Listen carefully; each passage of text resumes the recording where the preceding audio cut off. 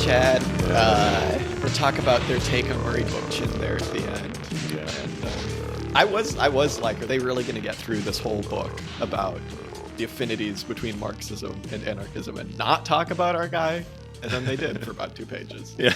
Well, they talked to everybody. They talked about everything was 2 pages long. So. Yeah, exactly. Yeah. Just when I started to get interested. Yeah. Well, Dan, would you like to introduce what we read? Because this is like a topic that I think we've skirted around a bit by nature of us just reading anarchists in the past. But this was a good kind of intentional dive, I'd say. Yeah, I guess so. Yeah, I came across this book called Revolutionary Affinities Toward a Marxist-Anarchist Solidarity. I think it's a translation it's written by 2 French speakers, at least, and then translated a few years ago. And yeah, as you say, like we somewhat tongue-in-cheek, jokingly, like skirt around the question of like the relationship between Marxism and anarchism, and not knowing a huge amount about well either, but particularly anarchism. I don't know, it all becomes or descends into jesting sometimes. So maybe, as you say, we could pick something intentional. I think this was quite a good primer. It's quite a simple book. I mean, I quite enjoyed just reading through it as a quick read, and yeah, hopefully we'll just be able to like have a little chat about it, and maybe it's a bouncing off point for some further forays into this mysterious world. It's mysterious world of the shadow world of left politics.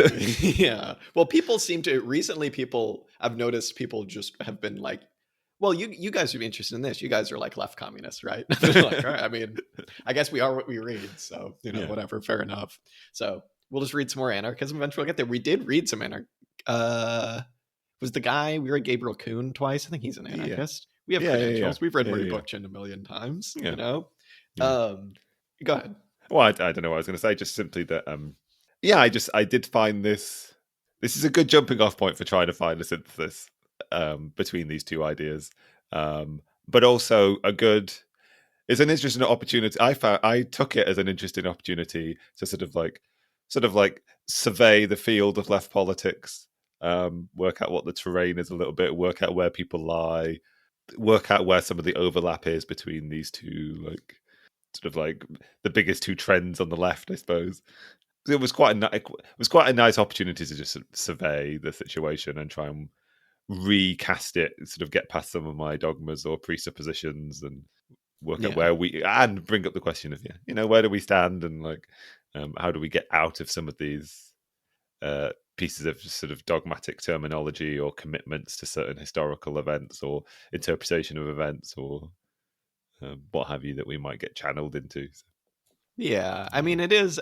I think I fall into the trap a lot of just being like, the split between communists and anarchists is so stupid. It's so stupid. There isn't like if you look at successful political movements, it's not one large group acting in groupthink. And it's like, why would you expect that to be the case? And I think especially when you dive into the history of what anarchism has meant throughout the years, what communism has meant throughout the years, you realize that it's very difficult to kind of pin down these things as meaning one, historically accurate thing, unless you're talking about Marxism as espoused by Marx, but even obviously Marx, developed as we know. But I think I just find it quite silly. And a lot of people will kind of talk about, well, we can't really work together because, Marxists and anarchists or whatever, like they're not actually really working towards the same thing, to which I would say that's really kind of silly, I think. And in fact, I think that they are. And we'll get into why that is like here in a bit. I think obviously the kind of visions of the future that a lot of Marxists, a lot of communists, a lot of socialists, and a lot of anarchists have espoused are quite different. But I don't know if that necessarily means that these things are as diametrically opposed to each other as we think. And I don't know. That's one side of me. But then the other side of me is also like, when you meet people who are like, I am an anarchist or I am a communist and fully identify as one thing, and they, start adding modifiers. I'm an anarcho-syndicalist. I'm an anarcho-communist. I'm a, Xi Jinpingist. I don't know. That was the first thing that came to my mind. But like, it really starts to, you do start to see that certain things are more important to certain people. And that takes the form of kind of tribalism, but not necessarily one, I think I'm trying to say, that is necessarily unwarranted. Like, anarchists do on the whole tend to be, as we'll get into, like much more suspicious of any kind of authority, which I think is very healthy. Marxists tend to be a bit more like coming from maybe like a policy wonk background, you know what I mean? Where it's like, if you were a Democrat, you were like really interested in everything the Democrats had to do, and you were kind of sitting on your brain being like, they're doing all of the wrong things. And then you come across Marx and you're like, oh, well, everybody's doing the wrong thing. So I think that's kind of like the two sides of me. I think honestly, the more rational side of me is just like, get over it. You're allowed to disagree with each other, but to act like we're working towards something different than a classless society is insane. But then, the other part of me is like, people have their proclivities and there are real differences that exist. But again, I think to act like these two things are in opposition to each other is to just pretend like we live in 1918 in Russia. And it's like, we don't. None of those conditions exist today.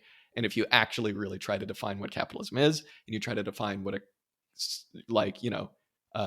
classless society would look like, if you really try and you actually care, you're not going to disagree about a whole lot. You're going to disagree about like how this municipality would instigate this thing. But you know what?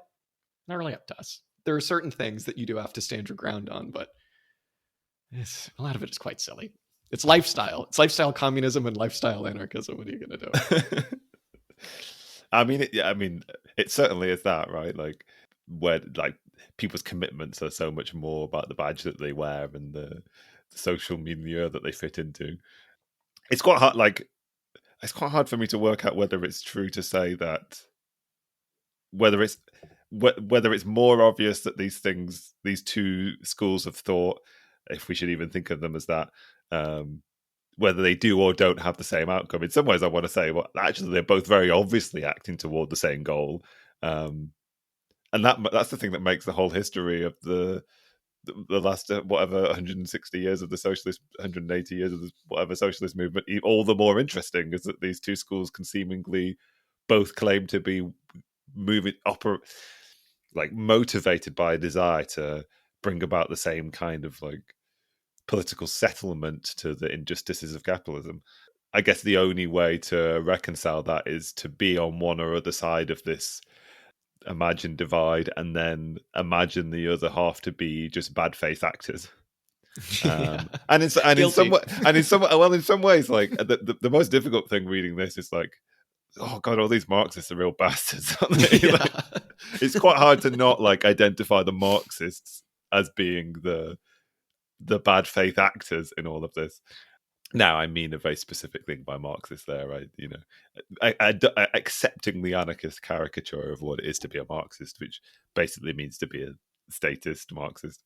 But yeah, no, it's hard not to have solidarity with anarchists and real disdain for some historical Marxists. But it's possible to have that disdain and still be a Marxist, for sure.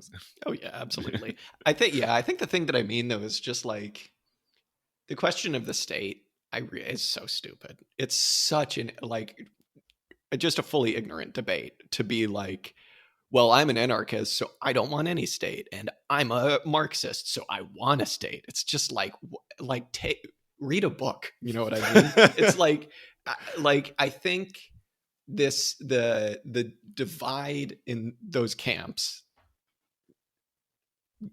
takes, and we've spoken about this before, it takes a definition of the state that I don't think is true at all. And on one hand, you have what I mean by that is you have people looking at the state and government, I think would be a better word to describe what I'm talking about here, looking at the government under capitalism, seeing how alienating and violent and terrible it is, and going, that is how all states are, that's how they will be in the future, therefore that's how they will be in the future is what I mean, right? That's how they are now. That's how they will be in the future. And it's a content and form thing, right? It's like the content of the state under capitalism is an incredibly vile thing that seeks to do what all governments do, which is perpetuate social relations in a way that those base social relations can't do on their own.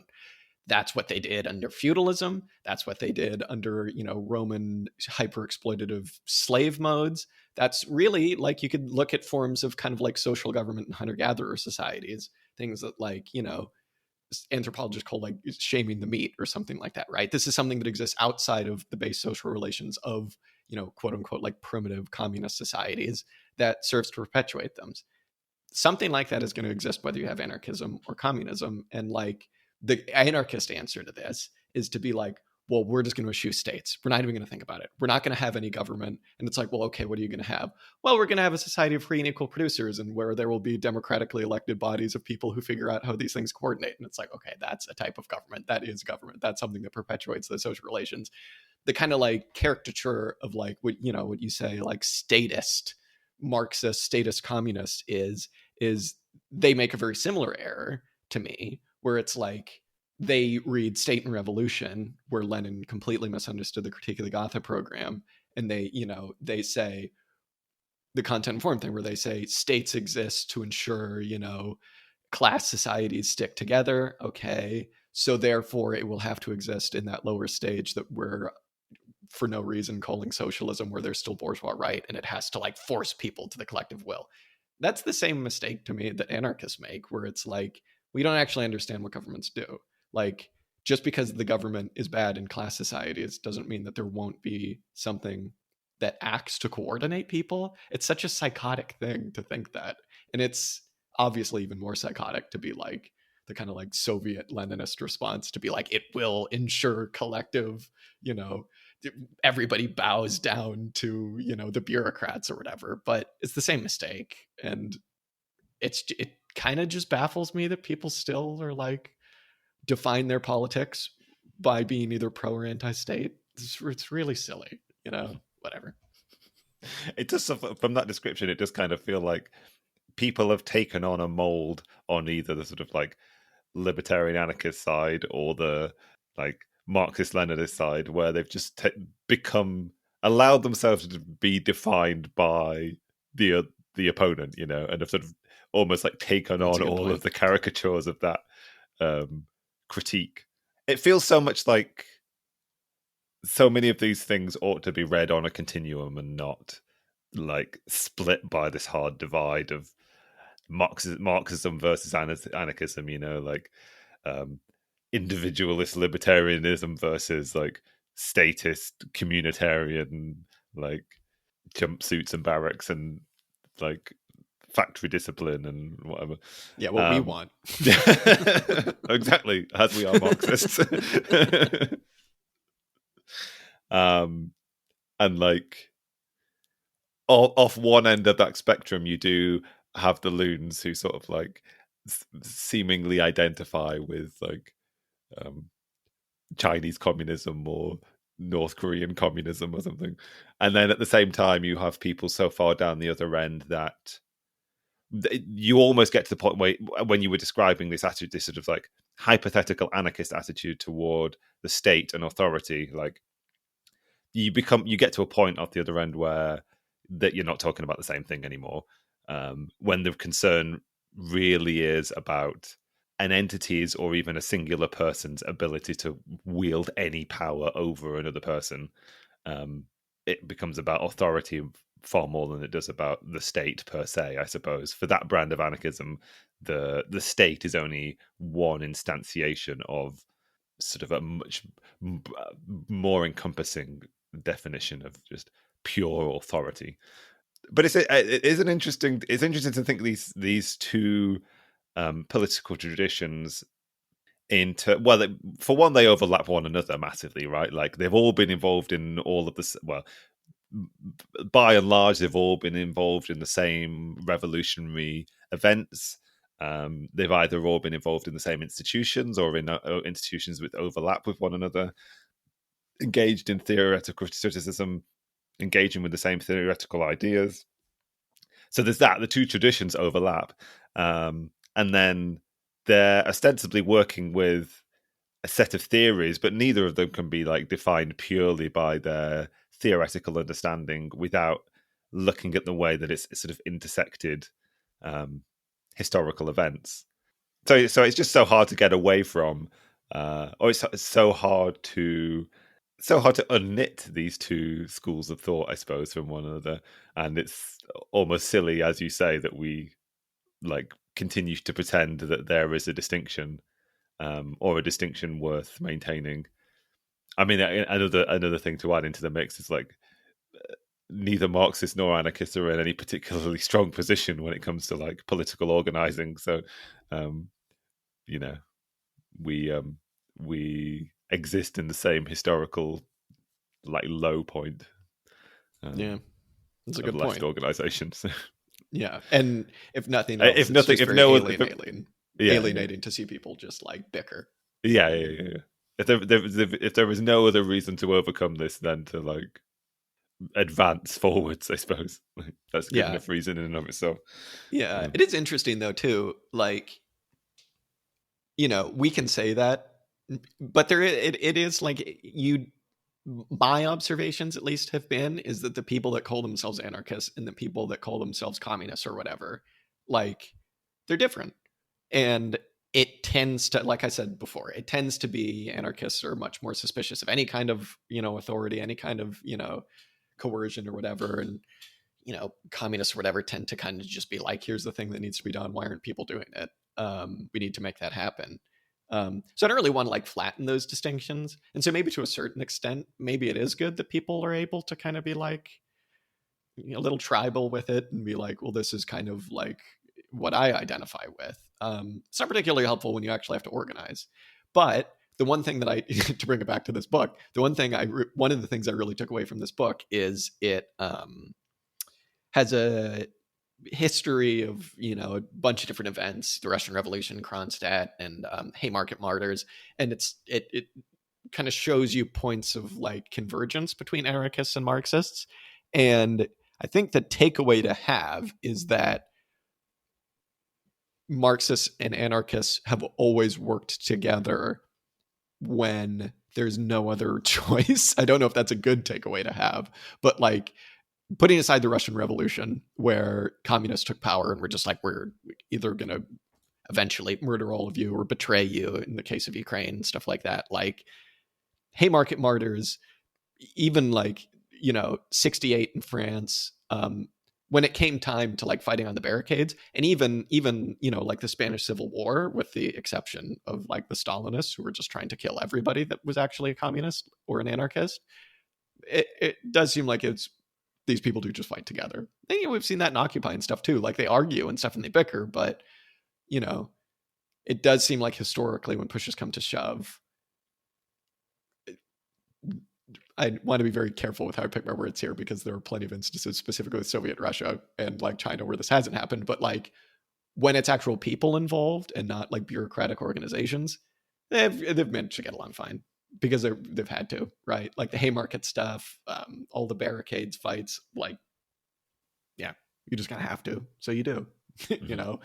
I understand that that's not particular. Probably doesn't really mean a lot to like anarchists who are like, communists have killed more anarchists than like capitalists have. But, you know, people, at least individual people, are like, yeah, whatever. This isn't as big of a deal as we like to make it out to be. I mean, for sure, there's like a uniting struggle unites people. That sort of like, I was almost found myself quite frustrated, but so maybe like a brief sort of like rundown of how this book organizes itself. Like it's got sort of like two different modes.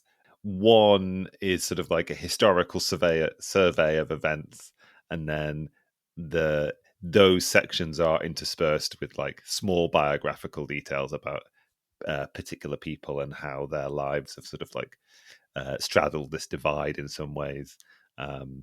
Existed at this tension point between Marxism and anarchism.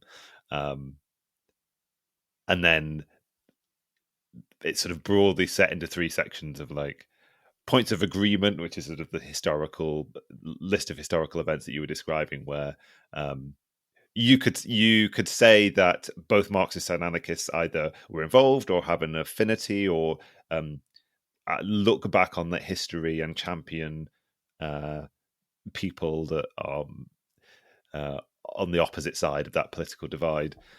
There's also a discussion of conflicts that have existed between the two camps, and then also like a sort of survey of sort of theoretical points of discussion, I suppose, that like whereby we might take Marxism, anarchism, and consider them to be very different, but actually there's sort of a degree of overlap. I think maybe we'll get into that section later on. That first section where they were just sort of talking about the points of agreement I was almost finding it very frustrating to read, because I know I was sort of positively saying before, like, it feels like it's a bit just like a continuum, but really I feel like all they were doing was like pointing at all the people that were like sort of like either left-wing Marxists or the sort of like more cooperative anarchists.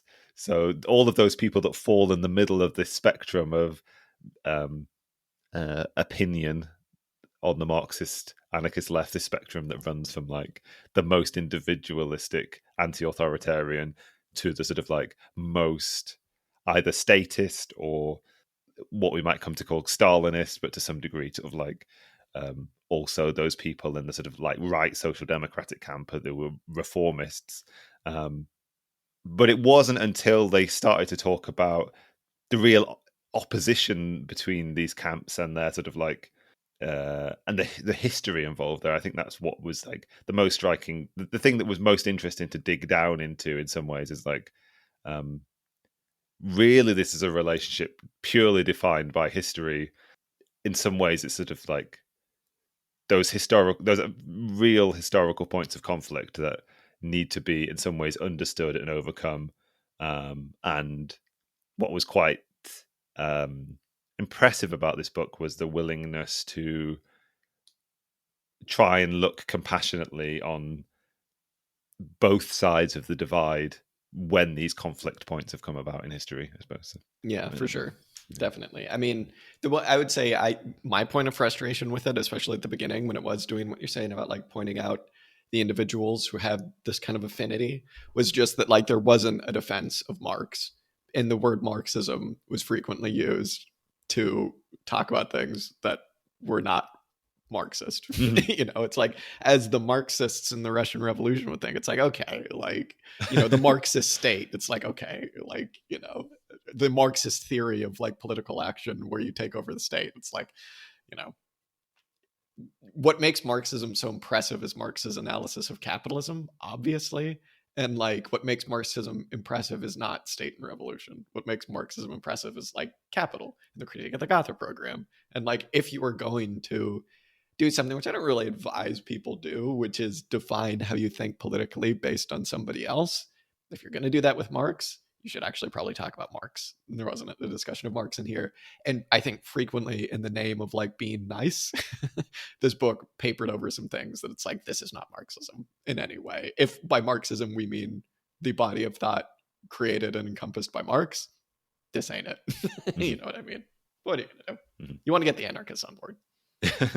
Well, I think, yes, I do agree with that. And when they paint the sort of like image of what a hypothetical synthesis of these two schools of thought might be, when they talk about the theoretical overlap between certain anarchists and certain Marxists, the Marxists that they're championing, I suppose, are the ones that accord most heavily with what we would imagine the actual politics of Marx to be, what Marx's politics were. And there are good sections in this where they do discuss that, particularly when they're talking about the sort of Paris Commune. Like Marx has, there are quotes from Marx that are more anarchist than anarchist reactions to the Paris Commune kind of thing. Because as we know, like both anarchists and Marxists existed together in one organization for a period of time in the First International, and the First International slogan was the liberation of the working class will be the work of the working class themselves. Hard to imagine a more anarchist aligned piece of phraseology than that. And now people might disagree with an interpretation of what Marx's politics actually were. But I mean, I think you and I, in our limited understanding and surveying of it, would take his writing at face value. And no matter how sort of like contradictory he might be in places, I think his intention was liberatory, was not blind to the requirement to liberate individuals, to make them more free as the sort of like primary project of communism. That said, I think like Marxism does mean something beyond Marx. I mean, in a silly way, you know, maybe we shouldn't say Marxism, right? Maybe we should say communism, right? Big C communism, like the political movement that was communism, did become associated with authoritarian statist regimes.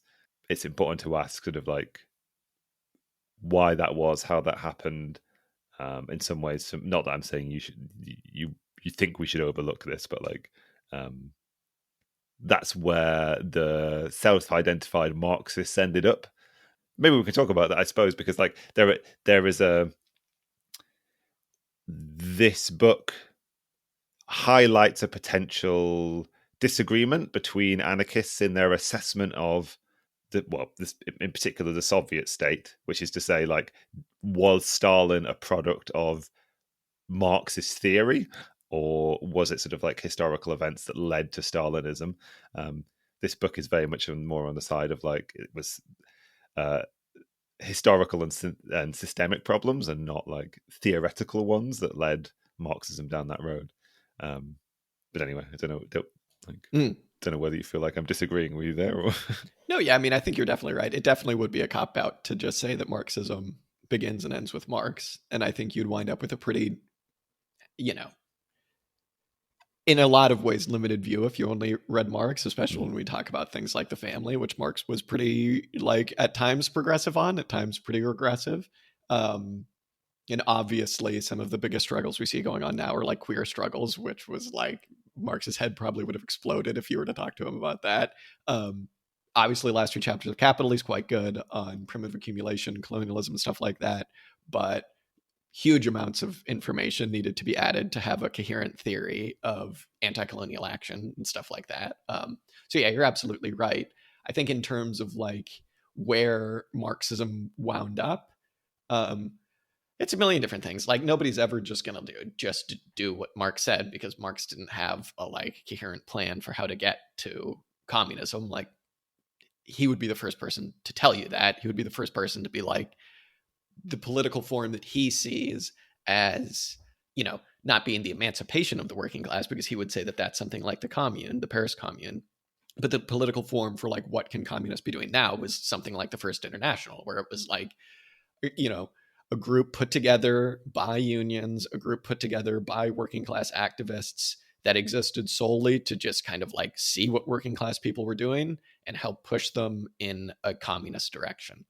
Like, that is not something that many Marxists are particularly interested in doing. Like, that's not to say they don't exist. There are a lot of people that are like, you know, very humble and very much willing to work with the working class or whatever. But yeah, I mean, obviously serious questions need to be asked about why it was that Bolsheviks specifically, and obviously Chinese communists, wound up in the situations that they wound up in with the disasters that they wound up having. But, you know, if only Marx wrote that book on the state, we all would have been fine. There would have been no game theory, no trying to hold on to power with bureaucracies. But yeah, no state and revolution. Yeah. It is. You make a very good point where it's like, you know, if a Marxist, a quote unquote Marxist or a communist or whatever, tries to just be like, well, none of that would have happened if they were actual Marxists. It's like, well, they're hiding something. You know what I mean? It's like, because Marx didn't have obviously all of the answers. And that's kind of part of the point of Marxism. It's like,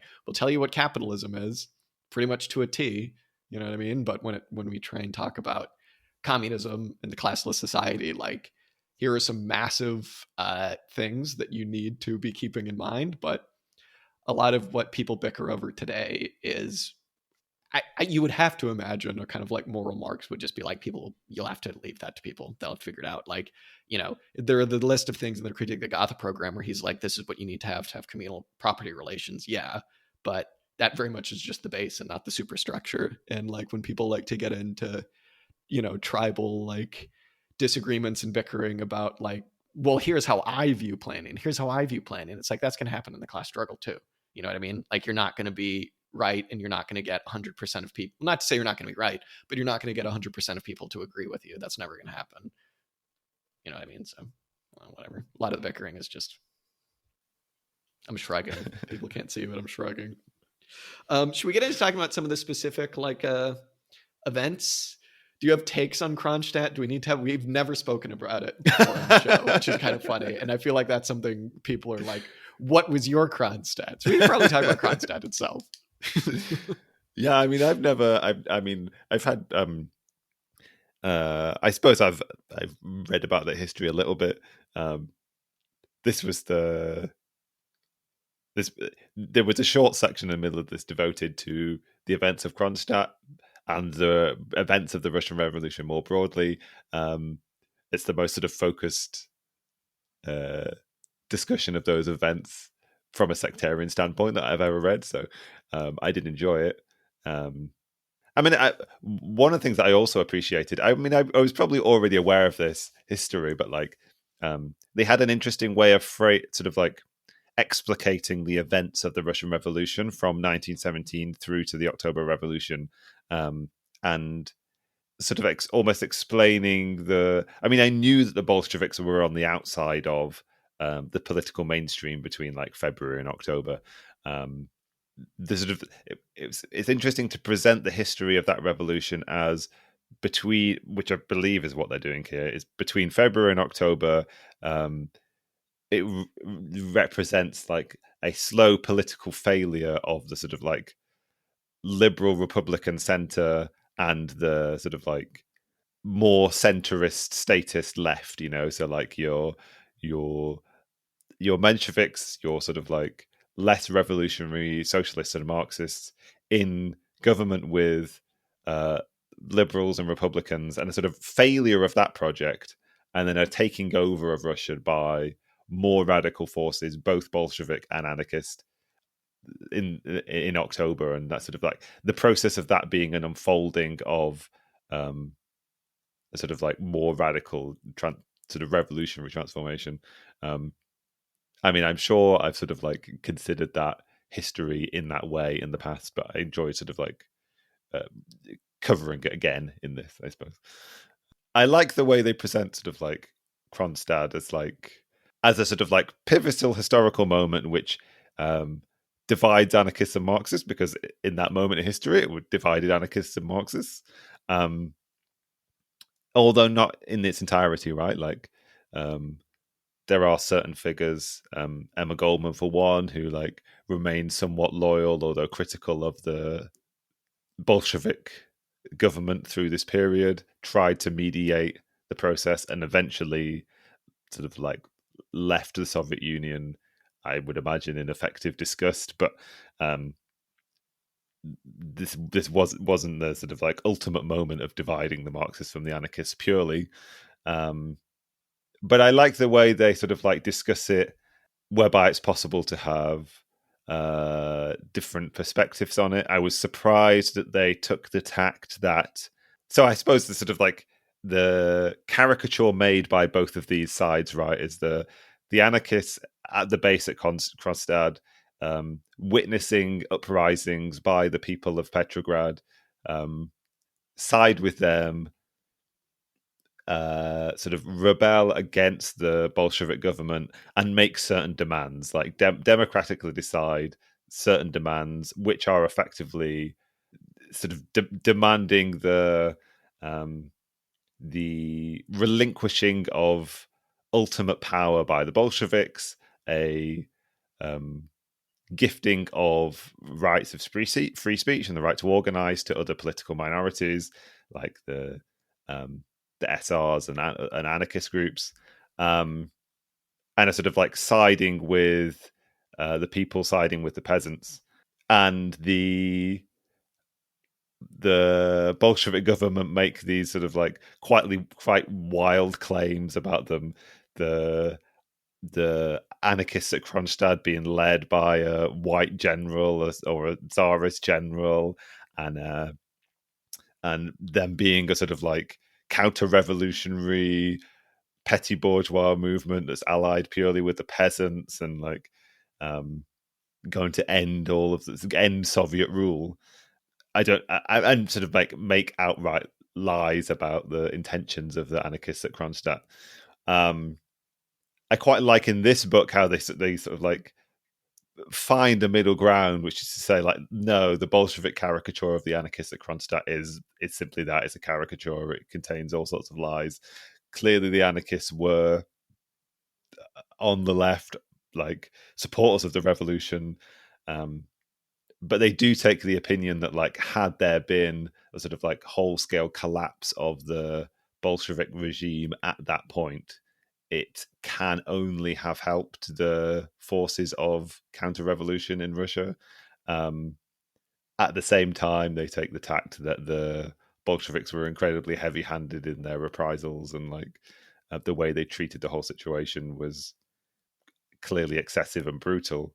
I don't know. I like it's not. I appreciate having that history presented and fleshed out in that way.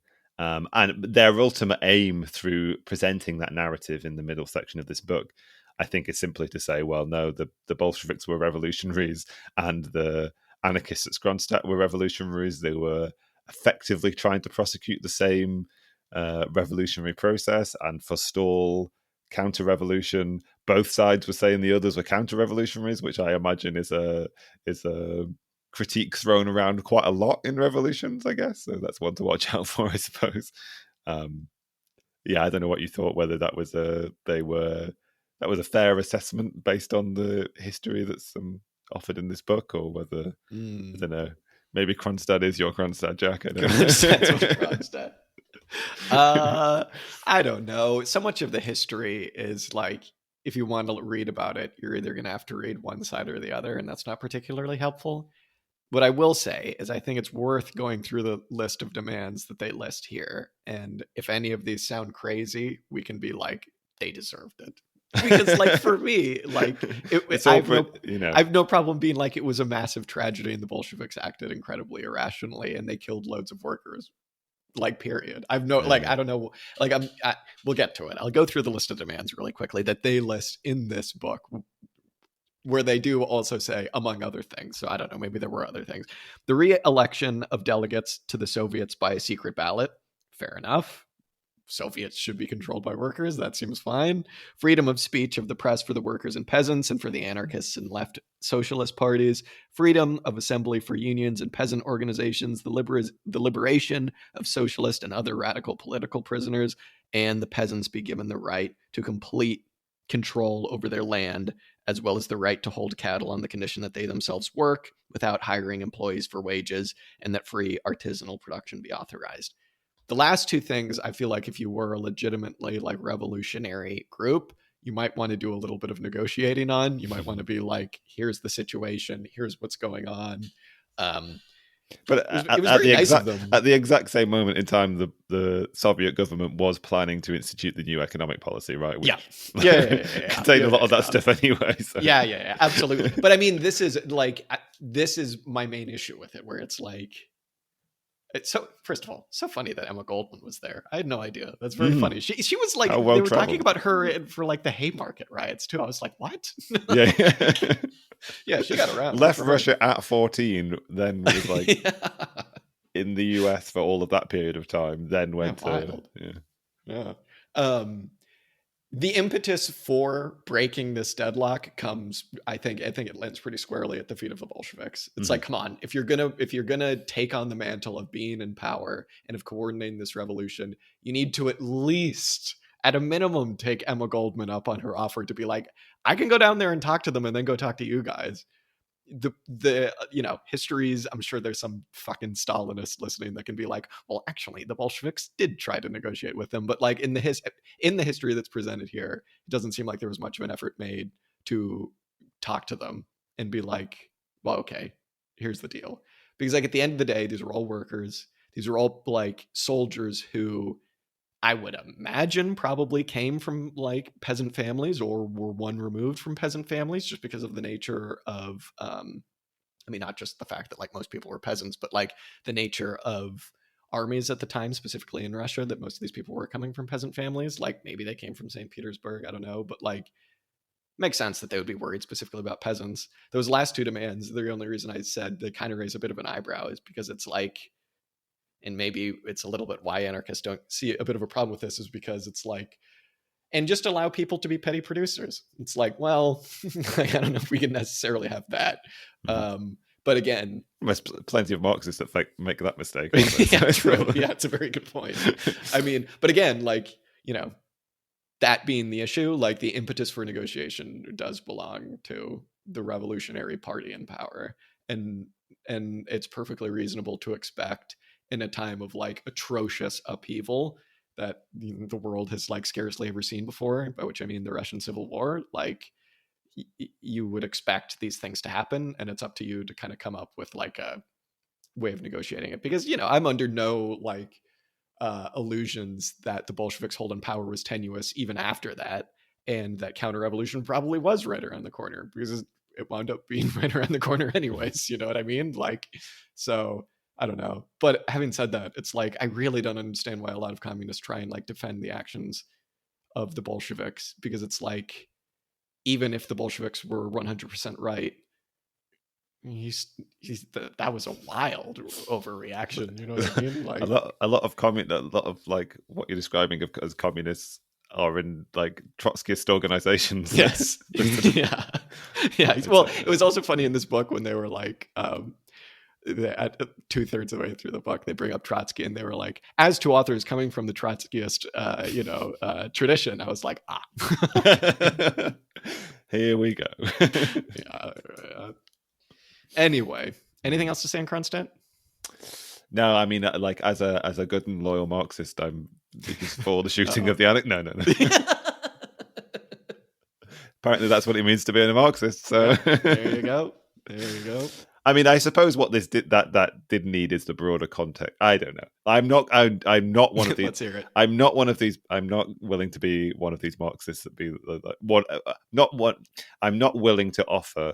I don't want to offer the sort of like the version of this history, which is like, you know, it's the context of the Russian Civil War, and they had to win the Civil War, and you know, no, yeah. I mean, I mean, like there is certainly something to be said for the argument that like the Russian Revolution was lost as soon as the German Revolution was lost. You know, as soon as the Hungarian sort of Soviet government fell. You know, and like, anyway. Yeah, that was going to be my question: is Kronstadt a reasonable Kronstadt to have, if that question makes sense? Like, is it reasonable to be like, well, here's where the counter-revolution began? I don't know. Yeah, this is Stalin. This is Stalinism before without Stalin. You know? Yeah, but I mean, like, you know, I don't know, like a lot of councilist types will be like, my Kronstadt was what, or my Thermidor or whatever was when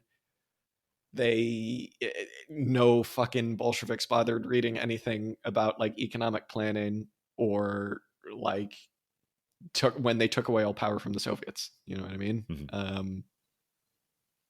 Yeah, is it reasonable to dissolve like, the assembly or constituent assembly or whatever it's called? My Kronstadt was when Kerensky got ousted. There's something that'll raise some feathers. No, I don't know. I don't know. It just seems like here's a particularly violent outburst of tendencies that already existed. You know what I mean? Yeah, well, I mean, like, sure. Yeah, the tendencies have existed since Marx and Bakunin, and before that, Proudhon and whoever, you know, like. Yeah. Like, but yeah. But also, like, but no, but why? Maybe more. What's more pertinent, perhaps, for that is also this. Like some of what you were pointing out, right? There is a history of anarchism where anarchism is more successful in less industrialized parts of the world, at least in the 19th and early 20th century. More successful amongst like peasant communities or in countries where there's like a bigger peasant population. I'm thinking of sort of Italy and Spain. That's where like Bakunin had his like the highest amount of his reach, I suppose, politically. I wouldn't be surprised that like there are political, economic, social tensions that lie behind the rebellion at Kronstadt. And it might also be the case that like the rebels of Kronstadt were like predominantly anarchists because they were predominantly from certain political or social, economic class positions. You know, there's probably a social history that overlays the sort of like the political theoretical history that allowed for this sort of like explosion of tensions in this way, I guess. I don't know. Yeah, absolutely. I think it also though, like that raises for me something that we brought up at the beginning, where like one thing I was thinking about a lot during this book was just how historically specific like the idea of anarchism has been. And it seems like it's really had to define itself in opposition to things, in opposition to ideas, because like, if you think about like, you brought up the First International with Marx and Bakunin. It's like you alluded to it. They did the old little switcheroo with you, where they're like, "Here's what Marx said about the Paris Commune, and here's what Bakunin said." Just kidding. We switched those quotes around to make the point that it's like there is a muddying of waters in this binary that we have in our head between communism and anarchism that is much more, the waters are much more muddied than you'd think. But what I mean by like anarchism having to define itself based on the circumstances that it's in, which is also true for communism, I guess, and all political ideologies, because circumstances change. But like the idea of anarchism defining itself as an opposition to the state meant something very different, I think, in the original, OG beef with Marx and Bakunin and the First International than it did during the Russian Revolution, and maybe that it does now. Maybe it's actually coming back around to being something similar to what it meant in the First International, because what Marx and Bakunin were arguing about was more so about political strategy and about something that you might hear, something like electoralism, although Marx, I think, clearly wasn't trying, in his faction in the First International wasn't arguing for like, all we need to do is just elect people, and when we elect enough people, we'll have communism, right? Like Marx obviously didn't believe that. It was just a question of strategy that him and Bakunin disagreed about, and of propagandizing and of agitating how much energy is it worth basically putting into trying to elect, like people who are interested in a classless society. And then when it comes to the Russian Revolution, because of the experiences there, anarchism and definitely like the Spanish Revolution and the Spanish Civil War, like it comes to be very anti-authoritarian, because the people calling themselves like Marxists and communists, on one hand set up a very authoritarian state. On the other hand, we're like doing the work of the fascists in Spain, for them, right? Like it's just interesting that the idea of being anti-state, that isn't as simple as it seems. And obviously, like, that binary between anarchism and communism isn't as clear as you'd think it would be. And this book did a very good job of kind of showing how much that has changed over time, which is another reason that it's like, it's tricky if you just want to call yourself a communist. It's tricky if you just want to call yourself an anarchist, because it's like, what are you talking about? You know what I mean? Yeah, I mean, unless you want to be like a individualist, anarchist, Stirnerite, or you just want to be an ML Stalinist. Yeah. Maybe, there's something to that binary. You don't get many Stirnerites these days. Where are they hiding? They're with the Blankists, I think. Well, yeah, waiting, I suppose. Waiting for the opportune moment to strike. But maybe I jest slightly, but like, I don't know. I mean, when we read that anti-individualist individualism, there was a sort of like potential cultural portrayal of anarchism that could be made, which is sort of like pure, as I guess, purely cultural, like that falls foul of the Murray Bookchin critique of being purely lifestylist. I don't think they're not the majority of anarchists, but maybe a good number of the sort of like visible self-declared anarchists are thus. I don't know. I guess, I mean, there's an interesting distinction that's sort of been popping in and out of my thinking, just in terms of like purely well, I suppose who is attracted to these schools, but then also like the types of organization that they bring about. I mean, on a purely like, I suppose there is something to be said for contemporary anarchists that they, by and large, are much more heavily like directly involved in sort of like social political work, at the forefront of protests, but also like at work in their communities, very sort of like heavily minded to like, I don't know, defense of minorities, willing to take direct action to advance those sort of interests. There's a sort of, I guess, a caricature of the Marxist, which I wouldn't know about at all, which is, more bookish and like intellectual. Yeah. Less willing to like come to blows with fascists in the street,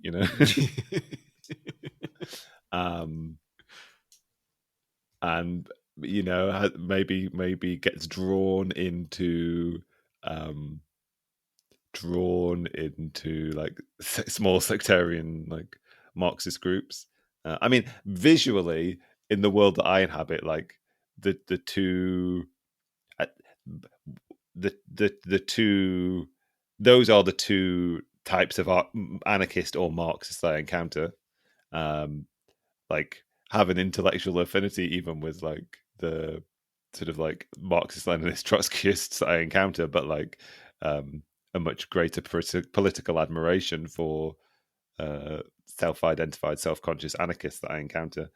And there is a real tension there to be overcome, I think, between anarchists and Marxists when they're involved in political organizing, whether it's over like protection of minorities or sort of like protests against the genocide in Palestine. Like there is a real conflict of strategy, I think, which does manifest itself from what I've seen. So to some extent, there is a divide to be overcome, I think, on a sort of practical level. I don't know whether you recognize that, but yeah, definitely. I think it's a really good point. To be honest with you, and mostly sure I just want the Marxists to sort themselves out. It's yeah, not like... well, exactly. Honestly, I'm not really. And that's sure. not also to say that there aren't a great many. Like, I mean, like we meet them, we know them, we're aware of what organizations exist who are like don't fall into that category of sectarian Marxism and are Marxists that are also engaged in like very concrete political work. And yeah, of course. To be honest, I'm not sure what the Marxist strategy for Palestine in terms of stopping that is. Yeah. It's like at least anarchists are like, yeah, exactly. At least anarchists are like out there, doing things to certain places. You know what I mean? Like arms manufacturers and stuff like that. Like, I don't know. What are you supposed to do, right? Oh, like, I don't know, that's almost too grim to even get into. Mm-hmm. Yeah, I do think I think it comes back to this idea of like something like different personality types, mm-hmm. which is something that needs to be my authoritarian personality type. Yeah, I wasn't going to say it. I don't know. It is something though that organizers at least need to recognize that there are people that are much more willing to do, not just much more willing to do on the ground stuff, whether that's like talking to people, meeting people, getting in arguments, making, vegan food for people to take out to protest, getting in fight with fascists. Like there are people that are not just more willing to do that, but there are people who are like, this is the only good use of our time is doing stuff like that. Versus, I don't know, I suppose something like the opposite of that. And that does need to be taken into account, but they have a really... what the political economy of socialism will be. Yeah.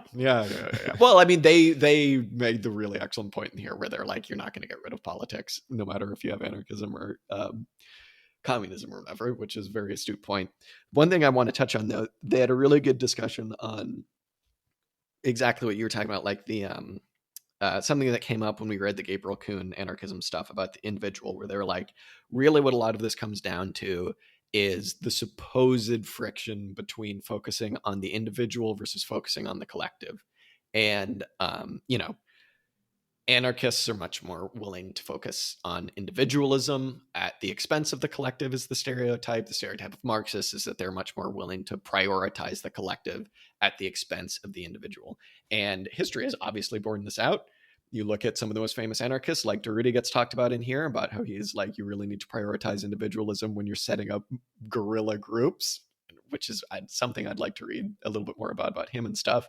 And then obviously I have the Russian Revolution, where it was like Trotsky and Lenin talking about how labor needs to be bent to the general will of society and people need to be moved around like armies, you know. But realistically, and we've spoken about this on the show before, like the point of creating a classless society is to create the conditions where acting in a fully individualist manner, by which I mean really attempting to get to the full possible flourishing of yourself in all aspects of yourself, intellectually, you know, creatively, athletically, or whatever, like that, all of that coincides with the interests of the collective. And the way you do that is by getting rid of class, right? People are pretty easily able to see, oh, what's best for society is actually what's best for me. What's best for me is probably what's best for society, if you have like a nice way of thinking about things. But it's interesting because you really do have to think very dialectically about this, Dan, I think, where it's like, you do have to recognize that any singular act in this classless society will affect the, collective, and then any decision on the more broad collective level will affect the individual. It's just about getting rid of this kind of like, indirect management of things that capitalism encourages, which is, alienated labor and competition, right? Once you're able to get past that, you realize, oh, actually what is good for all of society, what would be good is raising living standards everywhere would actually be good for me. And my actions trying to be the fully best person that I can be actually does coincide with society. Now, I mean, obviously they make the point that like, there's always going to be some friction between there. But that is just politics. And I think it would be insane to expect anything else. Like, it's about creating the conditions where there's as little of that as possible. But you do have to recognize that, hey, people living in, the Congo, Democratic Republic of the Congo, where they mine all of your cobalt for shit. Like, if we actually want to have a classless society, you can't have that. That means at a minimum, quote unquote, like prices are going to go up for things, or it means that you're going to have to put in some fucking work too. And that's not necessarily what you'd want, but also don't be an asshole. You know what I mean? Like, there's a lot of that. So it's just an interesting, like, they verged on a discussion of a dialectical theory of like the abstract versus the concrete here, where they really start talking about like, any individual act in the classless society will affect the totality, and any, broader, kind of like organization of the totality will affect the others. And then the last thing I'll say on that was really interesting, and I think they could have written a whole book on this, was they just really kind of casually wrote like, in our times now, any act of agitation or organization requires an act of individualism. So it's this, you get this weird situation where like, okay, I want to organize my workplace to form a union. Okay, I want to form a housing co-op. Okay, I want to organize a protest for Palestine, or organize a shipping container to go out there, or something like that, right? Like, that requires an act of kind of just like outright individualism, where you kind of have to make this grandiose kind of like, I'm going to do this and I'm going to get people organized, in a way that was really interesting, where it was just a recognition that hopefully it wouldn't be like that in communism, or it would be less like that in communism. But now you do have to really act individualistically if you want to affect kind of like the totality in a really interesting way. I mean, that has like huge, I think, implications for like the types of people that act and kind of the actions that wind up happening. I just thought that was a really kind of astute point by them. That's really interesting. I think I missed that reference, though. I'll have to go back and look for that. There was definitely bits of the, well, I mean, like so much of this, like, I think you're right to sort of like highlight that section. It's the point where they most sort of like identify a supposed tension between Marxists and anarchists, and they're just like, no, this is just stupid. Don't, like, Yeah. It's such a stupid distinction to make. Partly because like the real necessary thing to do to, as you described, to advance toward communism, or what communism would represent, would be a synthesis of those two things, right? There were definitely bits of this where I sort of thought back to like the Rodrigo Nunez book, or Pedagogy of the Oppressed, where partly thinking about organizing like this, but also partly thinking about how to overcome this distinction between like the spontaneous action of the masses and the work of sort of dedicated revolutionaries in the process of agitation. I think there's quite a lot of what was being grasped at in this book is represented in those, in terms of like what would be the sort of ideal way to begin to organize a new political resistance to capitalism. What you just referenced there about like the necessity of individuals does chime a little bit with the Rodrigo Nunez, like in the sense that there's an acceptance that like maybe you do need charismatic leaders to sort of like define a movement. They don't have to be in charge of it. They don't have to like take all the decisions. But sometimes that is what's required. They were also in this book trying to sort of grasp after what a sort of like post-capitalist social relations would be when it comes to political economy and organizing economic relations.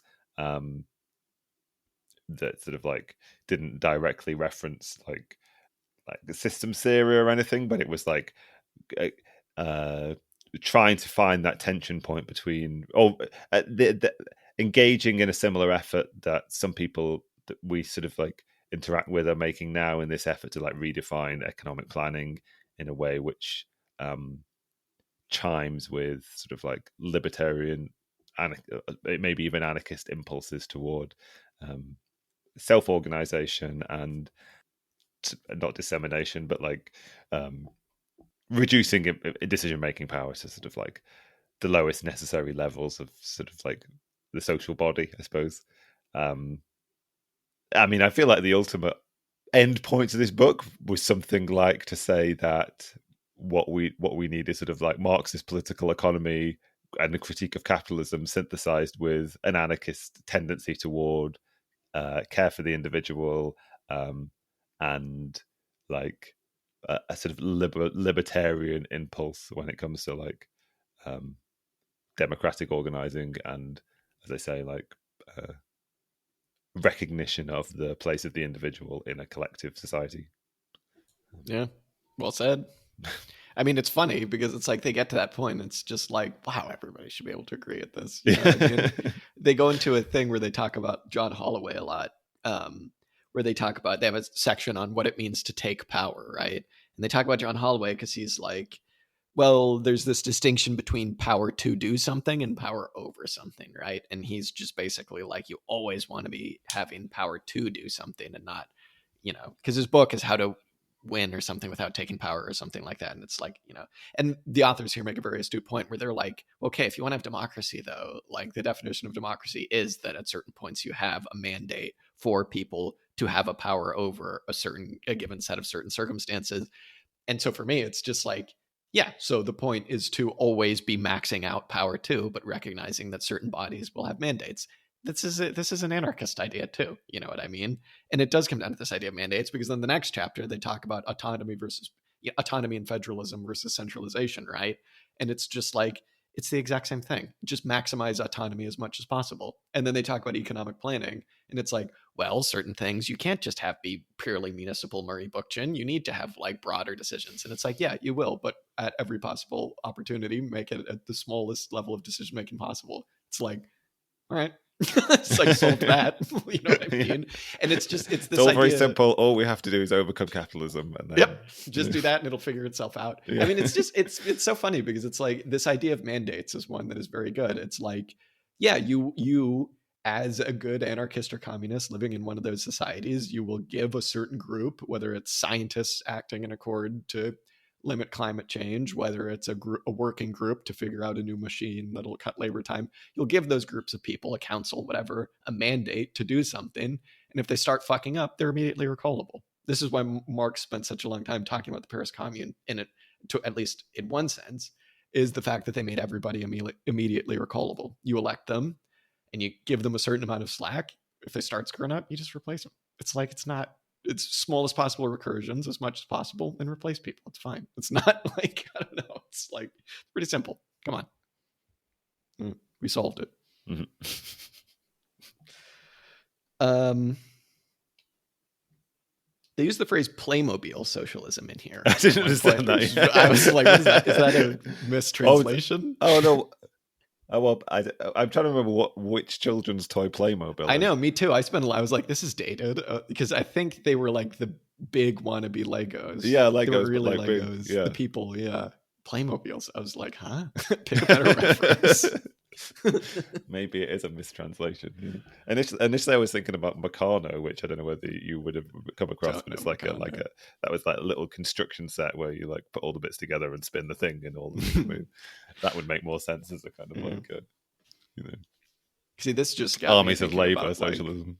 Yeah, this got me thinking about just my old Playmobil sets, and I was like, I haven't thought about Playmobil in fucking 15 years.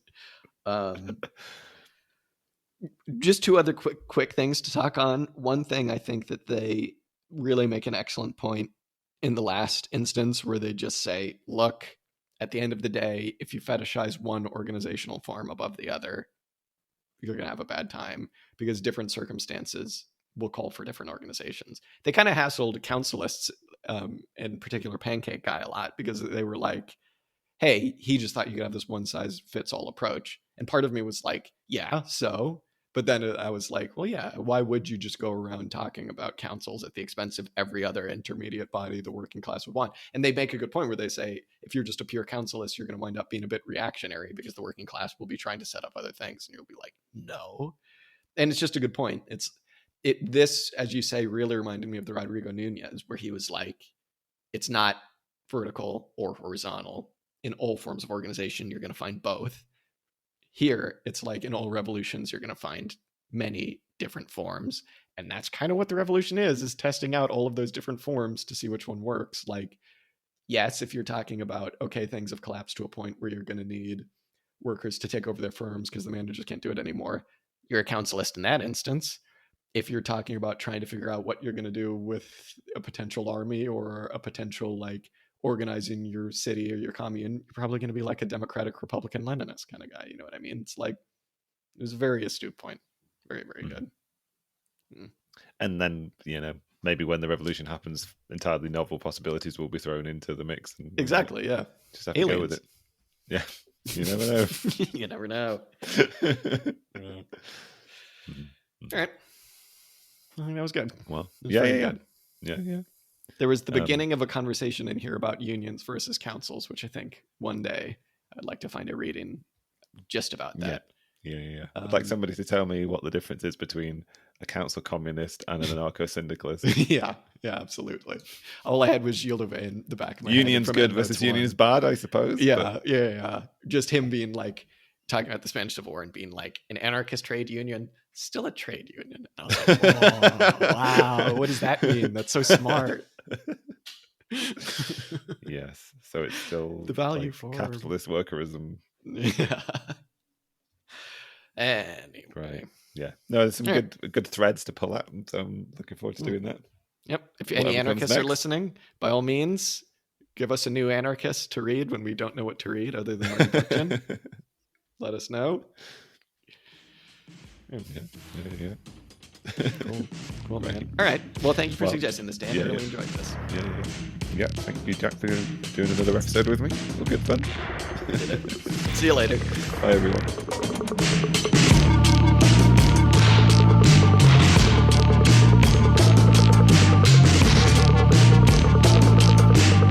Hey, everybody. Jack here. Thank you so much for listening to this week's episode. The song that you heard on this episode is Music to Kill Bad People To by King Gizzard and the Lizard Wizard. You can go ahead and check this song out much more on their Bandcamp at kinggizzard.bandcamp.com. If you want to go ahead and get in touch with us, chat shit, tell us that we're wrong, whatever you want to do, you can go ahead and do that at auxiliarystatements@gmail.com. You can just send us a message there. Or you can get in touch with us on Twitter, on Discord, on Instagram. You're a smart person. You can find these places. We got a YouTube. We post stuff there as well. Sometimes we stream. Thank you so much for listening. Till next time.